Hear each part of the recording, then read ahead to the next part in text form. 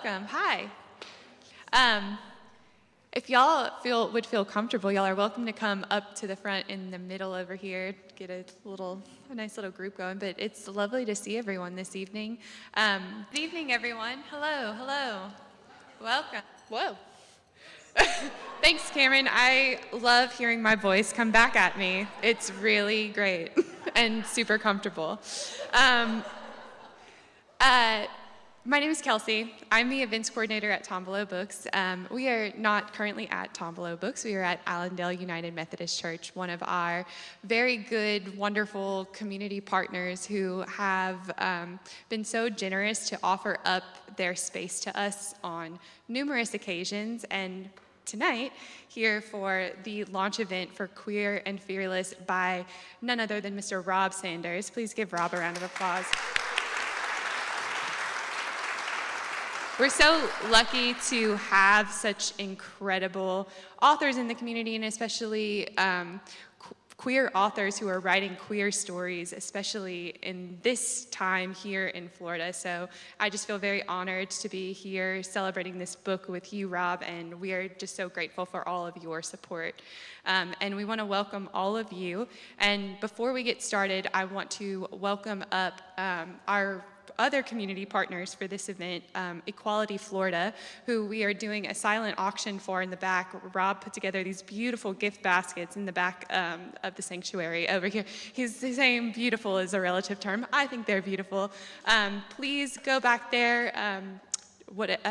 Participate in the auction. All of that money is going to go back to Equality Florida, who is doing some really brilliant work here in our state. And I am going to ask Benjamin Stinson-Hurwitz, the statewide candidate program manager for Equality Florida, to come up and tell us a little bit about some of the things that the organization is doing in Florida.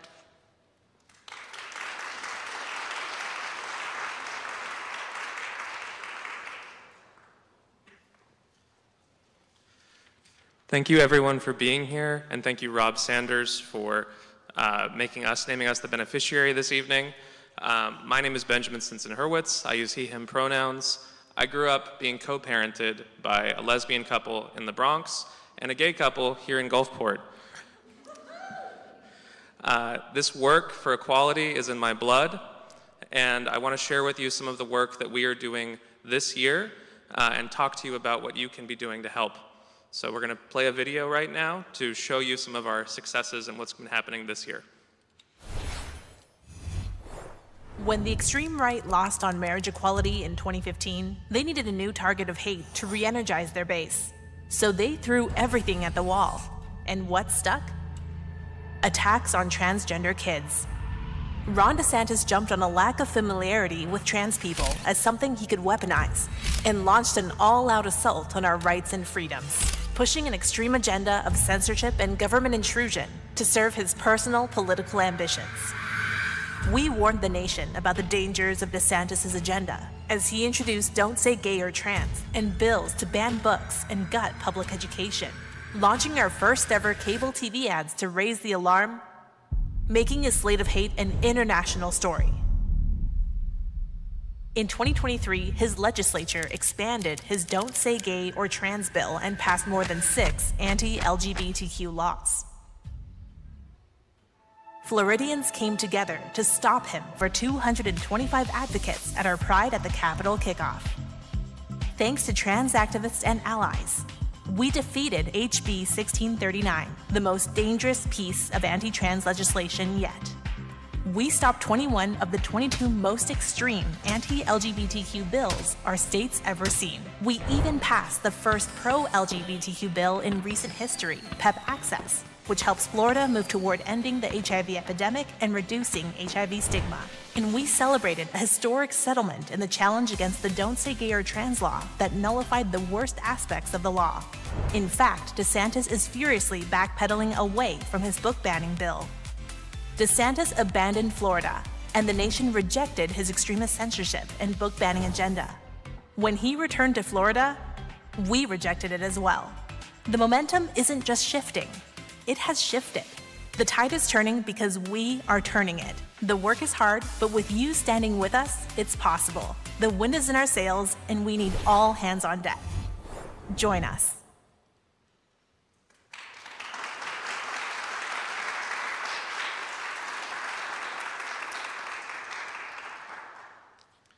I love that video because that's not what it felt like 1 year ago.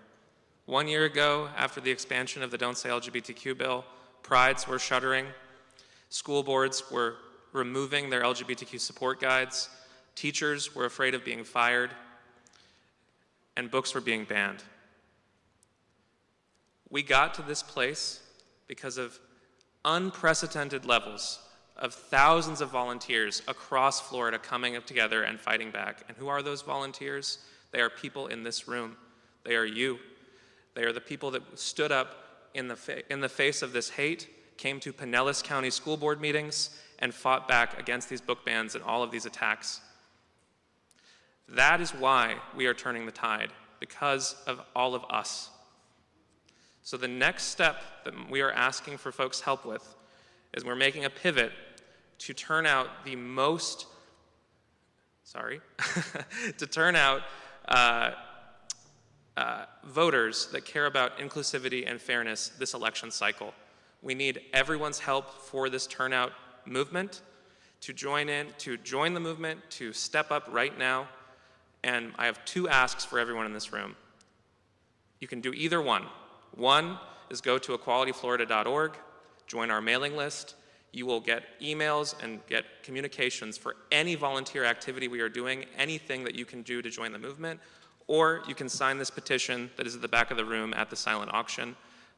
When it is just a pledge to stop DeSantis' censorship.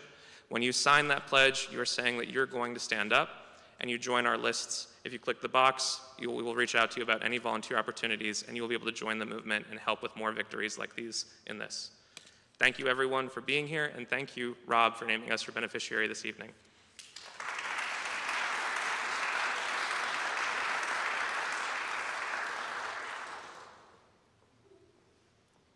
Thank you so much, Ben, and thanks to Equality Florida again for being here. We really, really appreciate all of the work that you're doing for queer folks. And introduce our joining Rob up here on the stage to read from this beautiful book and this gorgeously illustrated book. And I would like to just take a moment to say thank you so, so much to Silk Jazmyne Hindis, celebrated children's author known as one of the pioneers in the area of LGBTQIA literary nonfiction picture books. He is the author of Pride, the story of Harvey Milk and the Rainbow Flag, Stitch by Stitch, Clive Jones and the AIDS Memorial Quilt, and many other more groundbreaking and important books, including Queer and Fearless. Mr. Rob Sanders.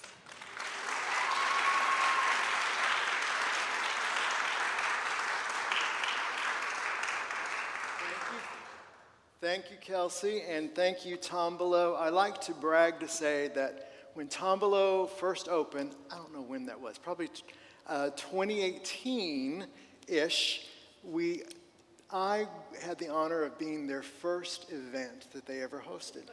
They didn't have a brick and mortar. They were doing pop-ups. Many of you remember that. They persevered with those pop-ups and making sure that they were doing everything in the world to service our area with great books. And they honored me by letting me have my first event with them, which was for Pride. And we've done other fun events since then together too. So thank you to Kelsey and Alsace and Candace, who's not here, and everyone else affiliated. Thank you to Equality Florida, who does such important work as well. And thank you for our poets and authors who are here tonight. I'm honored by your presence. This is going to be an interesting night because we want you to experience this book. This book came about because I had been writing poems for some time about people in our community, folks when they passed. I would write a poem for myself. When an anniversary of an event came up, I'd write a poem for myself, and I would tuck them away. And some of them made their way into some of my other books. One into Stitch by Stitch, another one into the book that I wrote about Jean Manford and P-Flag. And I just had the thought, why not get those poems out and let's see if we can do something with those. So that became Queer and Fearless, and it celebrates 17 heroes of our community from the 50s to current days, and has 17 people, 15 different poems, all a different poem format. Because I'm a nerdy former teacher, every format of poem is something that I think teachers could replicate with students in their classroom. Thus, the book has another purpose. It's now a teaching tool to help teach poetry. And it could be a way to just have a book in your classroom. It's not a book about, I'm not teaching about gay rights. I'm teaching poetry, and I'm using this poetry book in my classroom. And it's legitimate, don't you think? So tonight, we're going to engage you with this book, illustrated beautifully by Harry Woodgate. Harry is from the UK. We have been on some panels together, so we kind of have met each other. So I was thrilled when they were enlisted to illustrate this book. And it's published by Penguin Random House. Actually, Penguin Workshop is the imprint of the book. I'm going to read an opening poem for you, and then we're not going to read every poem, I promise.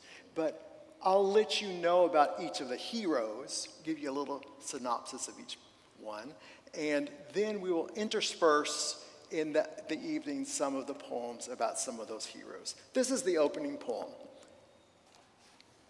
Days spun into months and years, time for growing hate and fears.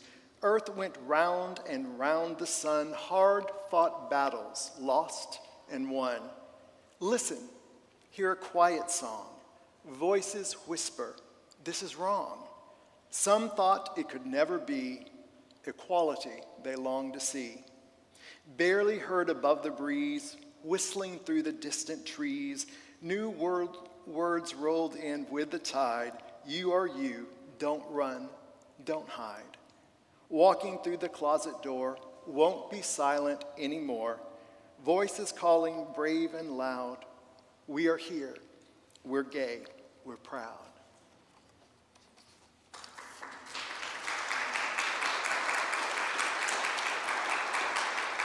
So we're going to begin our exploration of these heroes. The first pair, there are 3 different pairs of heroes throughout the book. The first is Phyllis Lyon and Dale Martin. A unique thing about them, they were the first LGBTQ couple married in California twice. Because when the marriage law was overturned in California, their marriage was no longer official. So when it was reinstated, they were married again. But their work goes way back to the 50s. They organized the Daughters of Bilitis. That's a French word, and I don't speak French.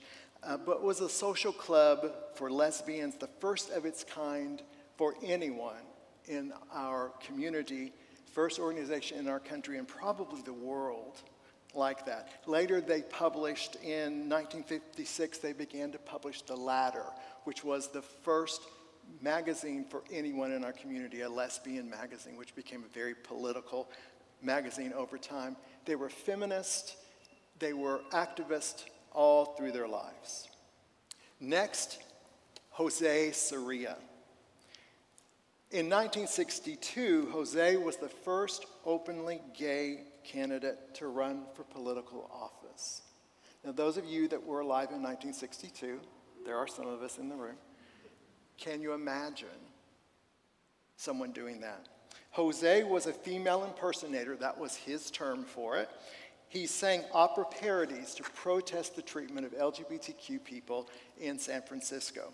And he ran for the seat on the Board of Commissioners that Harvey Milk would one day win. He lost, but he set the stage for others to run and to gain office. And I want to read this poem just because I like it a lot. Jose ran for office. There once was a man who wrote rhymes. His wordplay was funny at times. In dresses and heels, he made great appeals, but some thought his actions were crimes. Police anger grew much more heated. The people were often mistreated. But what could they do? Seemed nobody knew. But our man would not be defeated. I've got it, he said to the crowd. With flourish, he waved and then bowed. I'll throw in my name. Thus Jose became the first who ran gay out and proud. Campaigning with words, charm, and wit, some others hoped he would just quit. Jose would not bend, but lost in the end. a pioneer, all must admit. There once was a man named Jose who lived his life openly gay. He was so admired and others inspired, campaigning themselves to this day.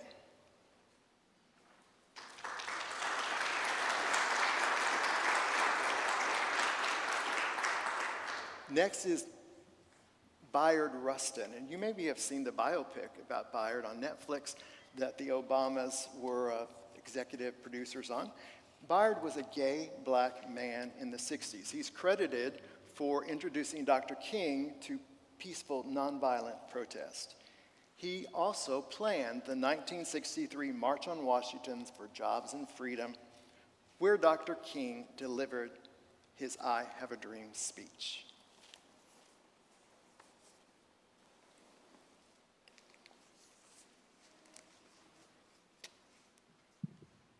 First a boy who liked to sing, then a man who moved a king.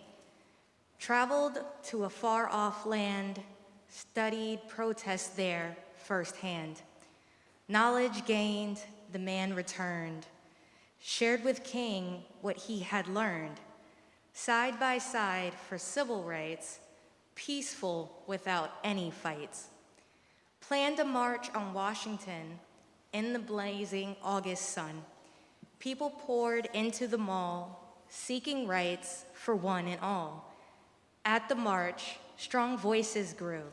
In the crowd, who really knew that the man who planned the day proudly was both black and gay? Thank you. Thank you, Silk. Ernestine Eckstein, on October 23, 1965, joined a protest outside of the White House. It's thought to be one of the first, if not the first, protest in public in front of an official government building. Ernestine was the only black person in the crowd of protesters, and it wasn't a crowd, it was a small group. And she was one of only two women.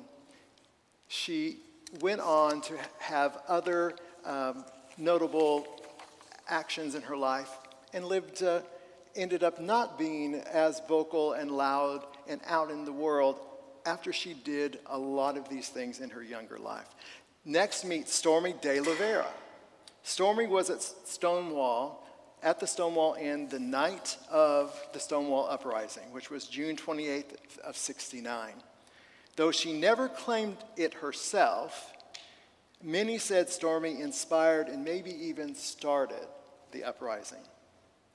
She patrolled and protected the LGBTQ community in New York City from ugliness, as she called it, into her 70s. Marsha P. Johnson, the P stands for Pay It No Mind. Marsha was also at the Stonewall Uprising and is credited for playing a major role, as did many other trans women of color. Along with Sylvia Rivera, Marsha began one of the first organizations for homeless trans youth.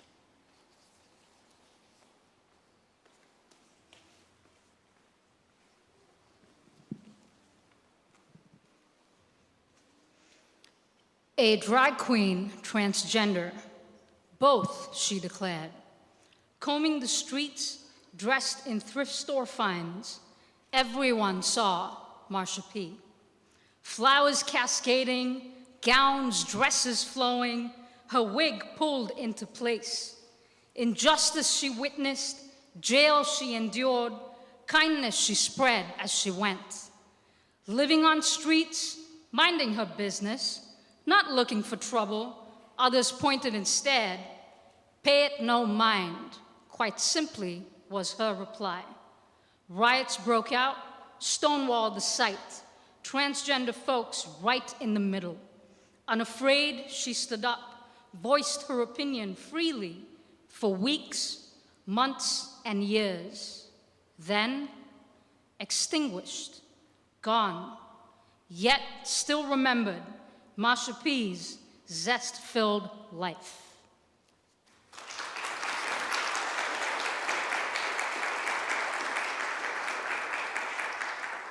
Thank you, Sam. Michael McConnell and Jack Baker. I've written a book about these two guys, and I've had the pleasure of getting to know them.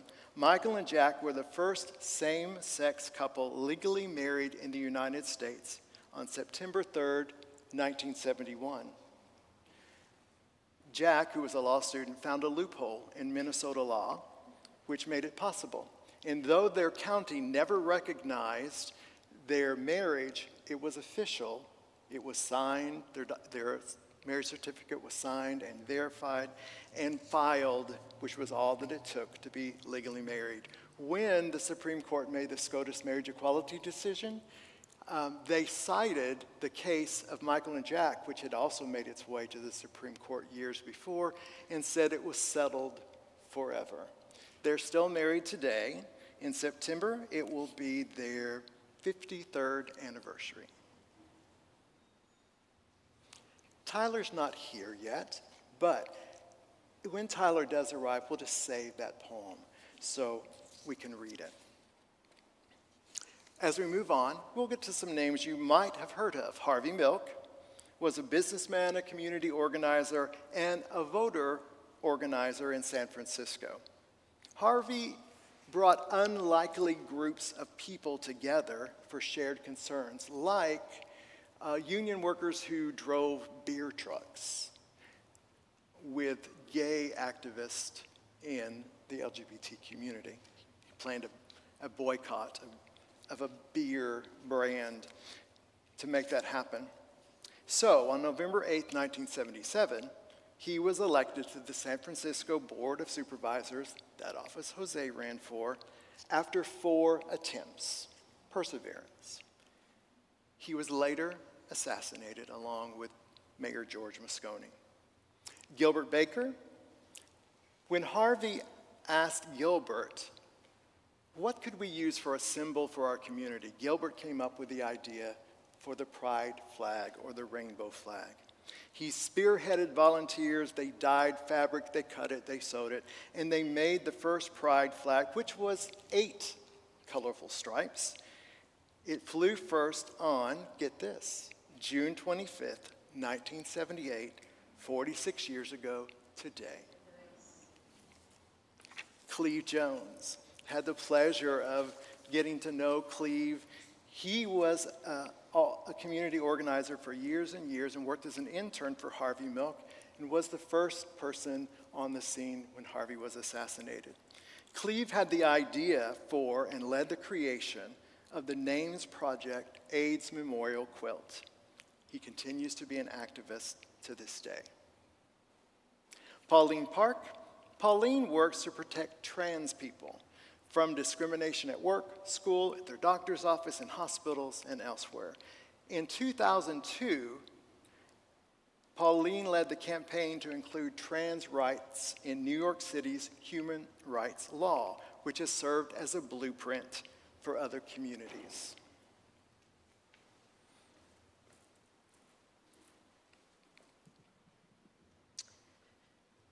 Pauline worked for equality. Who gets adopted? What does it feel like to leave one country for another? Where is the United States? When does someone know who they are? Why does a 5-year-old understand when no one else does? How do you tell people you are a girl? Who grows up hoping to live their truth? What does it feel like when people don't understand? Where do you go to find acceptance? When is it time to choose a new name? Why does someone become an activist? How does one begin? Who? Pauline Park. What? A Korean American trans activist. Where? New York City. When? From the time she was 5. Why? To ensure rights for herself and others. How? One step at a time.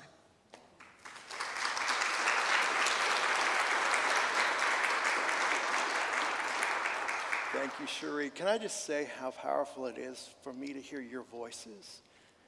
It really is. I've read those poems to myself a lot, but it's good to hear your voices reading them aloud. Jeff Tiller and Aditi Hardikar. Jeff is another person I've had the pleasure of interviewing and getting to know a little bit. Jeff and Aditi worked on President Obama's staff. They were instrumental in planning and orchestrating the lighting of the White House in the colors of the rainbow flag the night of the SCOTUS marriage equality decision. It's a really cool story that I hope one day will be a book. That was June 26th, tomorrow's its anniversary, 2015.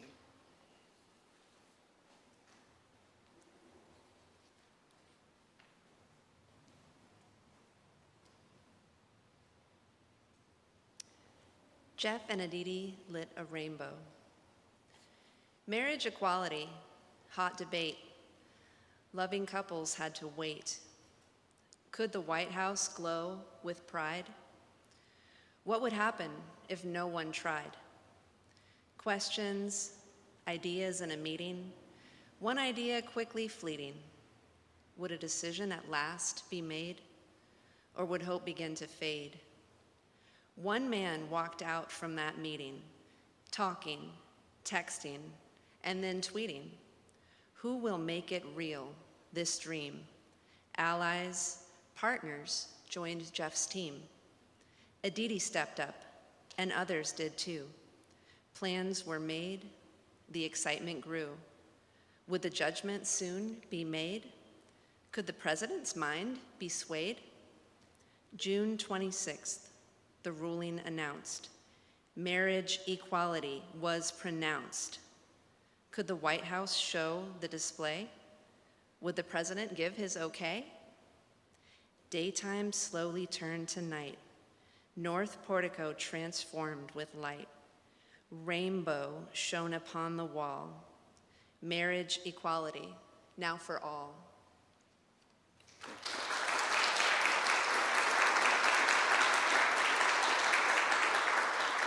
Thank you, Maria, and thanks for being flexible. I skipped over a poem. We'll go backwards, Cameron, to Richard Blanco. Richard was the inaugural poet at Barack Obama's second inauguration on January 21st, 2013. Richard was the first immigrant, first Latino, and first gay man to be invited to deliver that poem at an inauguration.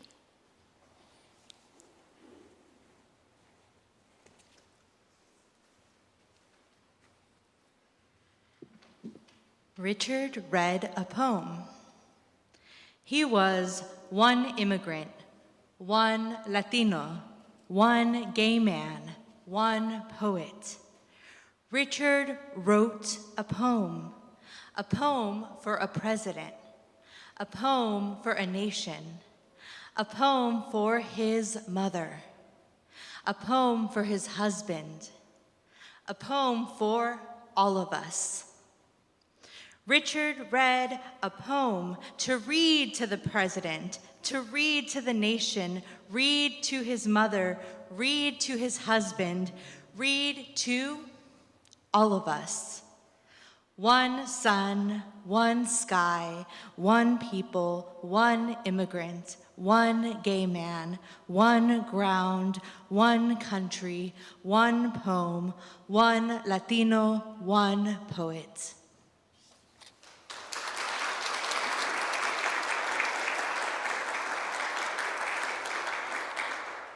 Thank you, Gloria. The last poem in the book is about Pete Buttigieg, no stranger to most folks in the room probably. By the way, I have a book about Pete, but I've never met him or interviewed him. I did stalk him for several months, but nothing ever came of that. On April 14th, 2019, Pete announced his candidacy for President of the United States. He was the first out Democrat. Interestingly, there had been an out Republican candidate years before, but didn't go very far with that campaign. So Pete was the first Democratic candidate who was out. He was the only out political candidate to win a caucus. He won the Iowa caucus, and notably, he came in second in the New Hampshire primary. Today, he serves in President Biden's cabinet as the first openly gay cabinet member. As I wrote these poems, researched them, and got to know some of these people, I was struck with how ordinary they are. They're ordinary people, not really all that much different than us. And it brings to my attention that we all have the same opportunity they had. We have the opportunity to make a difference where we are, to use our voice how we can, to stand up for what we believe. And we too have that ability to be a hero. So that's what this book hopefully will inspire in the boys and girls who read it. I want to introduce to you Colette Bancroft. Colette, since 2007, I think I read, has been the book editor with the Tampa Bay Times, and she does lots of other fabulous things as well. But Colette, was it 2019, we decided, interviewed me for an article. I think Stonewall was just coming out, maybe. That's right. And Colette's agreed to come and ask some questions tonight. She's going to grill me. Is my mic on? Can you all hear me?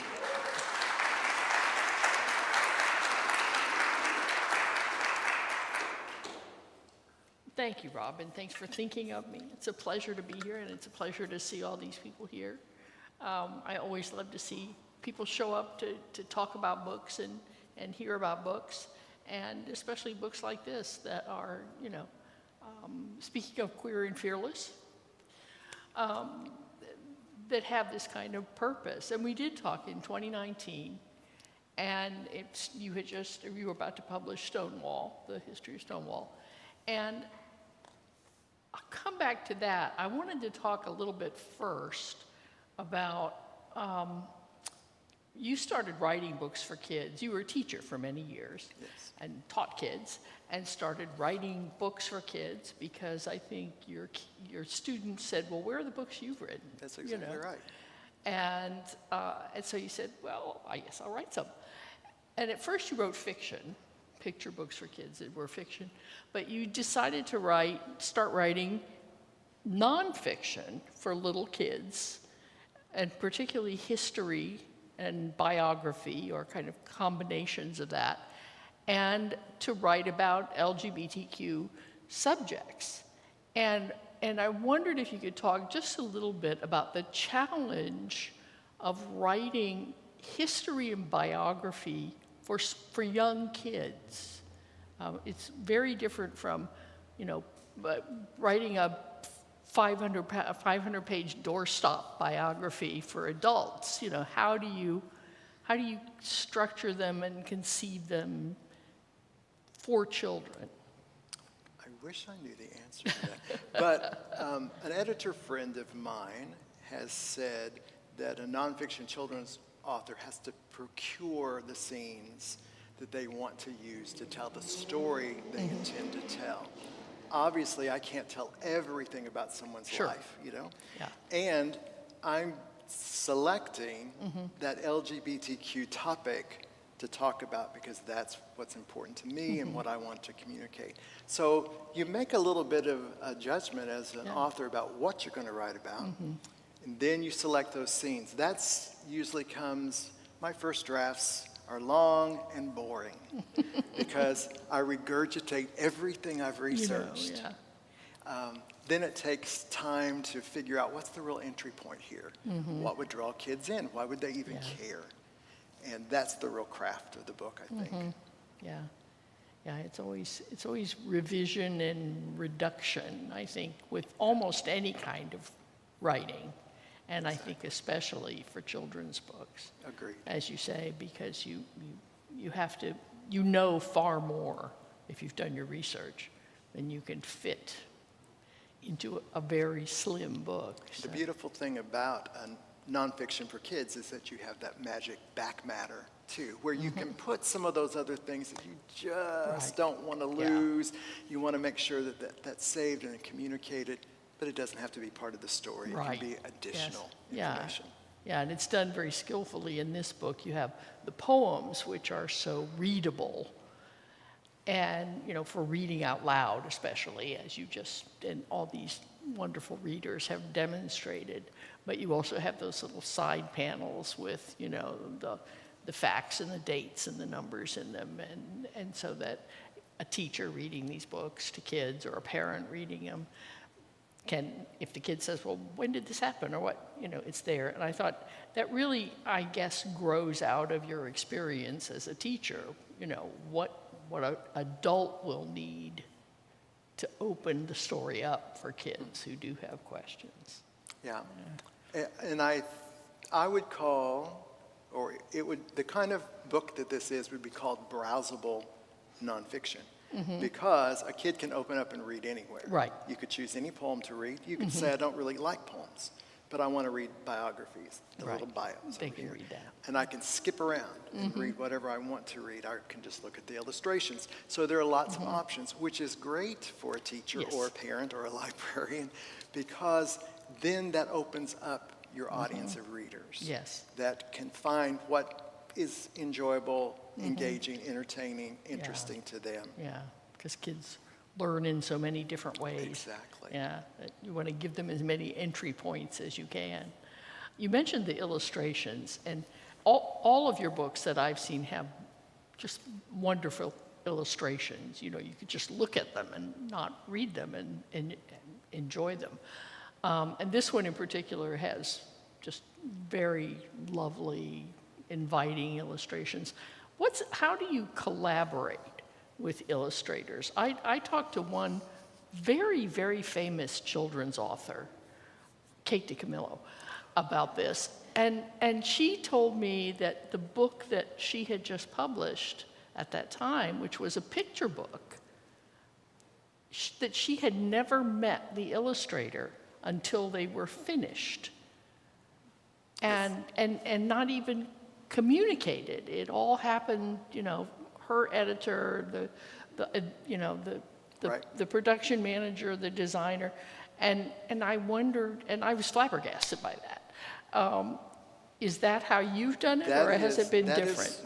In traditional publishing, that's the model. And it serves a purpose. Yeah. Because the illustrator doesn't come back to me and say, you got to change these words. I don't really like how that is. Yeah. And likewise, the illustrator who's telling the other half of my story, or the story, I don't tell that person what to do either. There's a trust here that you have to have. You trust your editor and the art director are going to choose a great illustrator.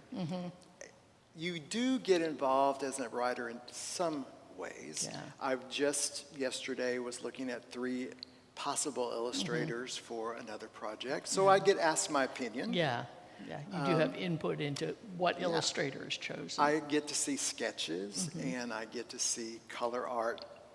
Why that's important in nonfiction is I'm looking at that to verify facts. Sure. In my book Stonewall about... needs to look like Stonewall. Exactly.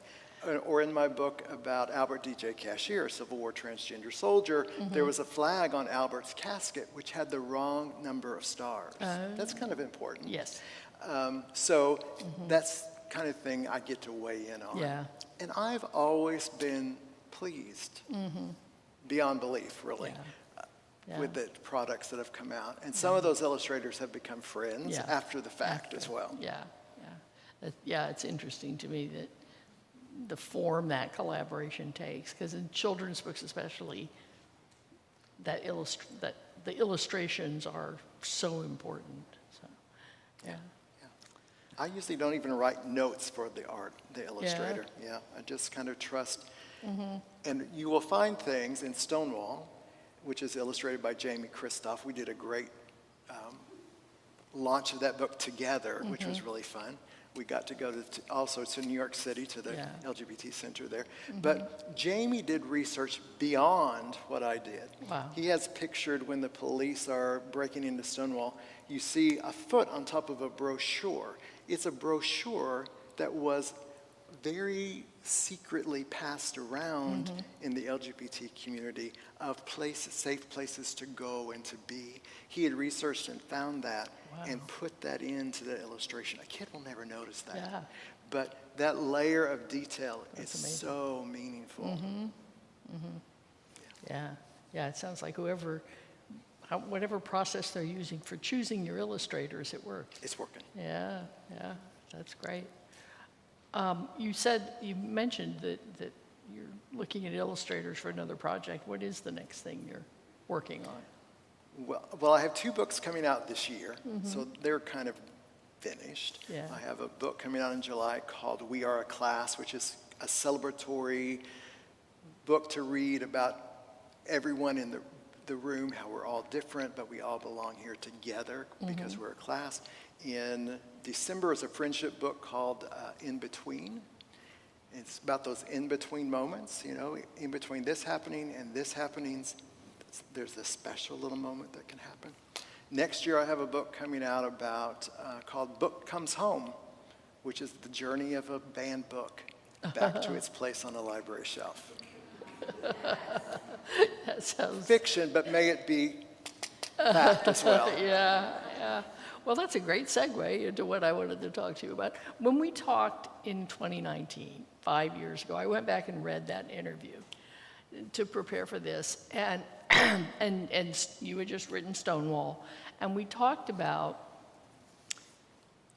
the reception to your books within the Hillsborough County school system, and your own school. And I think you're in Brandon. Yes. Yeah. Yes. And you told me at that time, which is not at all long ago, that you had really no resistance or complaint that a tiny number of parents had chosen to opt their kids out of a reading of the book. Yeah, there's a tiny bit more to that, because that did happen. Yeah. And we had a policy in our district in Hillsborough County that if you didn't, you could opt your kid out of any lesson. Anything, if you didn't want them to have fractions, you could opt them out of it. I wish my mom had opted me out. We had to provide a comparable lesson that Yeah. they could do somewhere else in another classroom. One of those parents complained all the way up to their state representatives. And the reading of that book was delayed 3 times. That may have come up in the article, I don't remember. And I eventually ended up meeting my principal, the person who was then in the Office of Diversity, and a deputy superintendent, and my union rep, who is here tonight. He's my friend, as well as he was my union rep then. I'm the kind of person who brings their union rep to the meeting. Sure.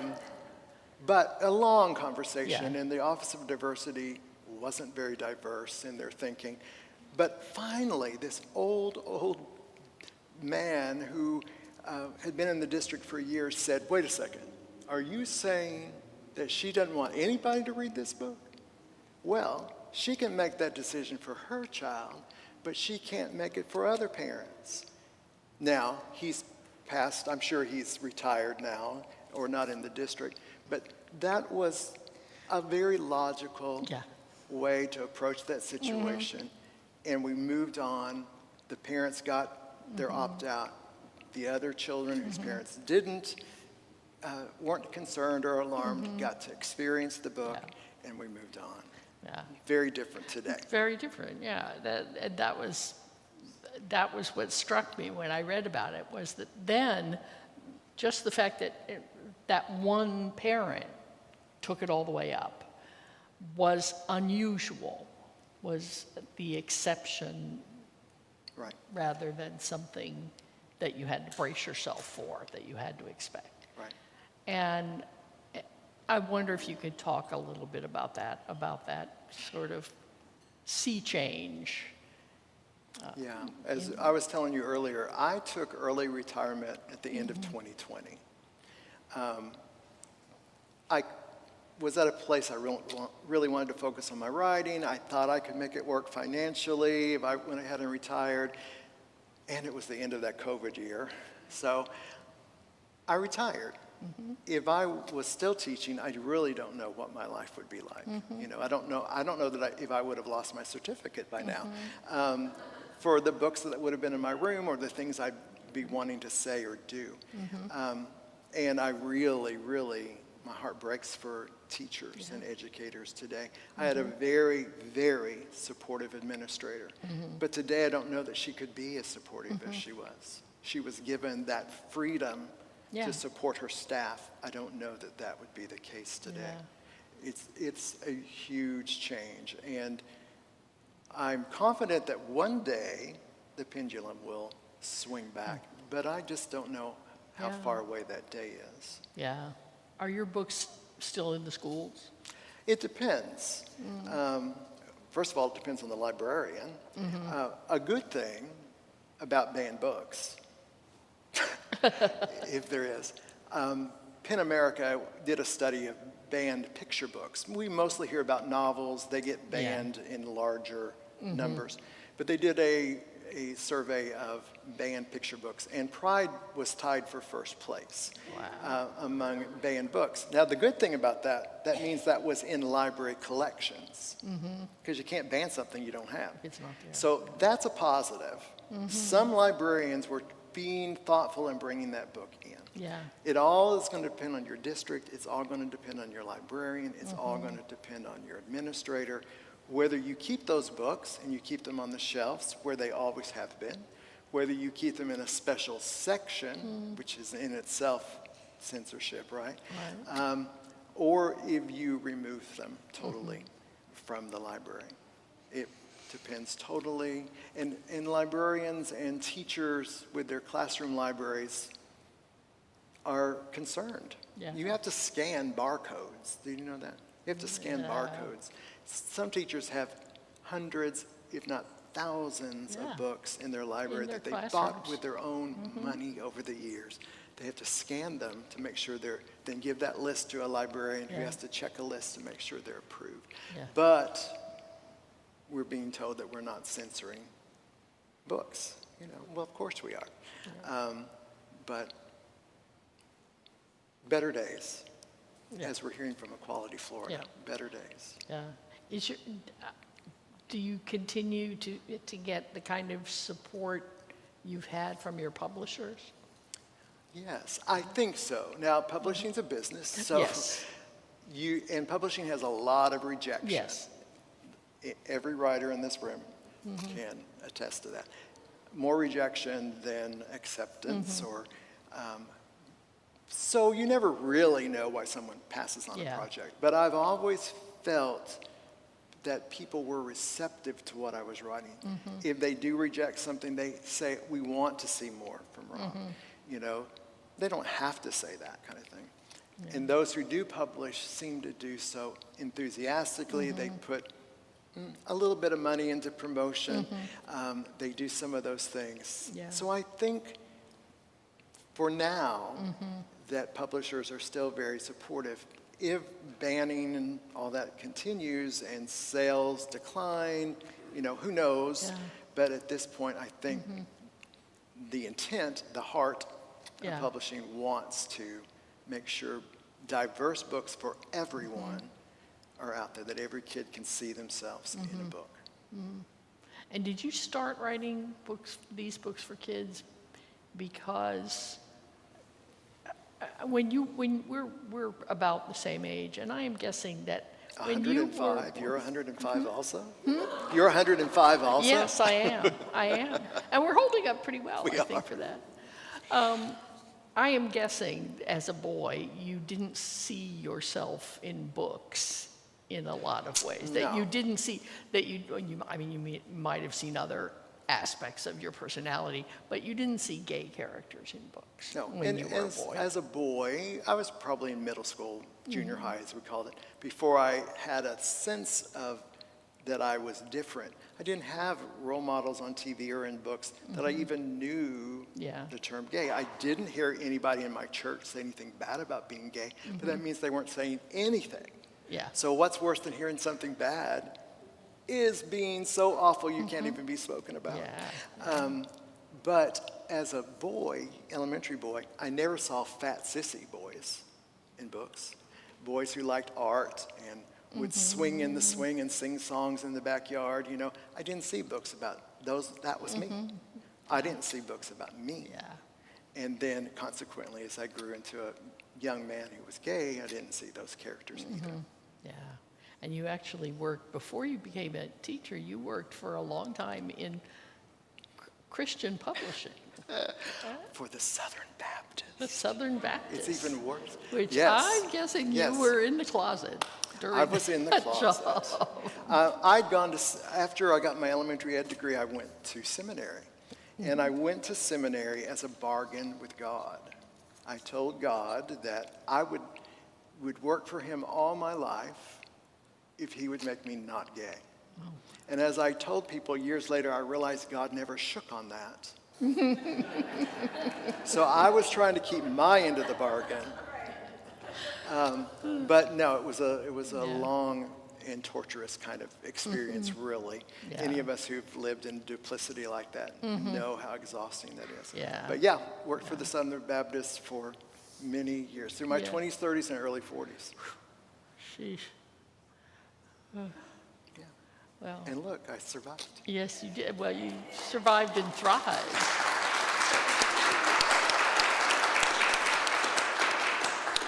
Shall we, on that note, open the floor for questions? Sure, Kelsey, are we good to? Kelsey has a mic, and we'll just take a couple of minutes, but we're going to take questions.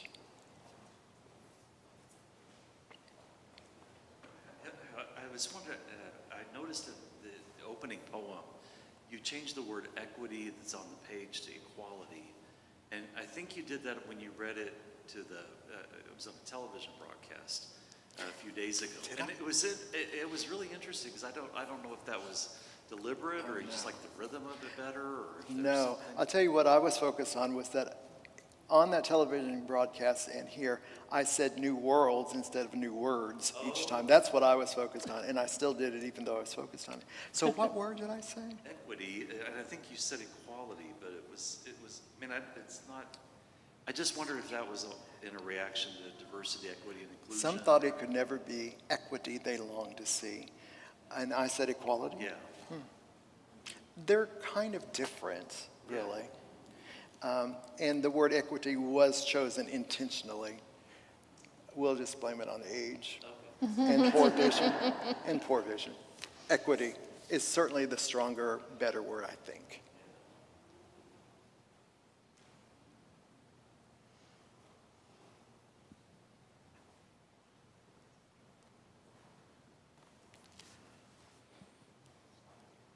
I'm the media specialist that worked with Rob, and I just wanted to let him know that all his books are still on the shelf, and I will continue to purchase those books.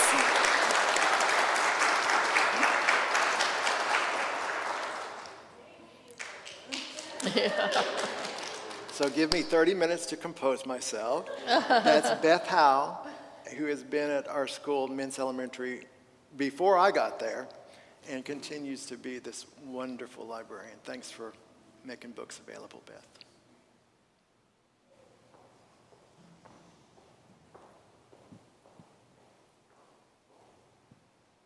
Thank you for this beautiful book. I'm really interested in your selection process. There's 17 heroes in this book, and there are hundreds to choose from. So what was that like? Well, there were more poems submitted originally than made it into the book.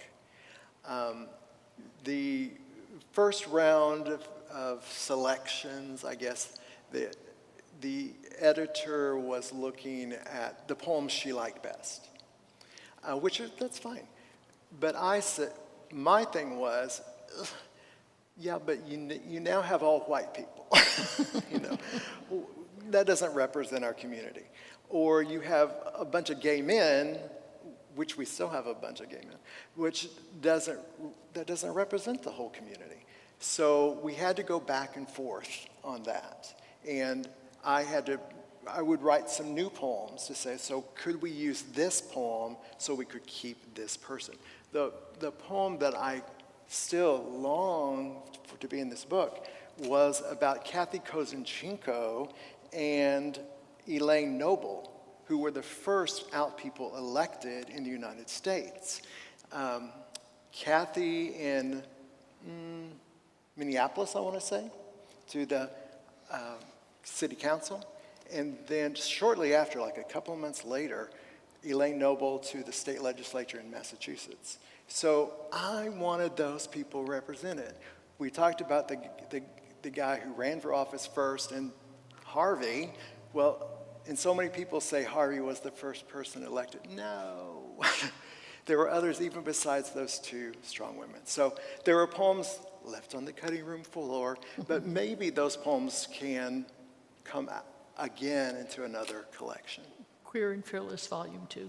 Volume 2 has a nice ring to it. One more, Kelsey? Yeah, we can take one more. Is there one more?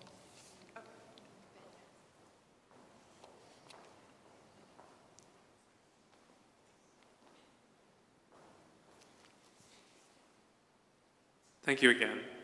I grew up an avid reader, and I grew up always planning to be a writer. As a child, I planned to write books for children. As an adolescent, I planned to write books for adolescents. As an adult, I plan to write books for adults. I wonder how do you reconnect with the idea of writing books for such a younger audience, and how do you both get into the zone and make that decision to write for children as opposed to writing for adults? I have worked literally with children since I was in high school. As a volunteer, teaching Sunday school, leading choirs, at camps, that kind of thing. My degree was in elementary ed. I did all those things where you go in and you are a student teacher and you do internships and those kind of things. So literally, when I worked for the Baptist, I was working in children's religious education. I was leading an editorial team that edited Sunday school and vacation Bible school material. So literally, my whole life has been packaging information in a way kids can understand it. That is where my heart is, and that's what I want to do. When it comes to these nonfiction things, some things just don't work. Now, my friend Carol Boston Weatherford, wonderful nonfiction writer, says there's no topic we can't write about, because if a kid can live through it, they can read about it. And you got to think how powerful that really is. She wrote about a picture book about the Tulsa Massacre. Kids lived through that, so we can read about that, and it's part of our history. So I found some things I just couldn't ever find the way into. I wanted to write about the lay of love that was made and brought to Orlando after the Pulse shooting. Folks in Hawaii have done this several times, where they create a lay, a huge lay, and they bring it to a place and do a ceremony of kind of a loving, cleansing kind of ceremony. I just could never get that to work. Doesn't mean it can't be a book. To get in the zone, well, I have a friend here who's the daughter of another very famous author. And that author says the secret to writing is BIC, butt in chair. And most people think about writing, but you got to write. You just got to write. You put words on paper. They may lead somewhere, they may not, but you put words on paper. And that's how you get moving in the right direction. So, as we're wrapping up, we want you to know, of course, there are books back there. I want to see everybody, talk to everybody. We have refreshments outside. We have two people, Sabrina and Julie, who have pins that they're selling, also a fundraiser for Equality Florida. Refreshments, silent auction. Dave said, that's my union rep, said bid often, bid high. That was his advice he was giving to people. So enjoy, visit one another. I'm grateful that you've been here and shared this night with us. And I'm so grateful to my fellow writers. I won't put myself in the same category as poet as you are. But thank you for participating and giving voice to these poems tonight. And thank you, Colette. And thank you, Tom Below.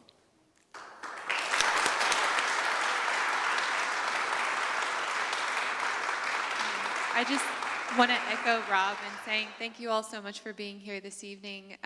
It's an honor to sort of cap off our Tombolo Books Pride celebration with this beautiful event and with all of you, our poets, our friends, Rob, Colette, and especially Cameron and everyone at Allendale United Methodist Church for this beautiful space.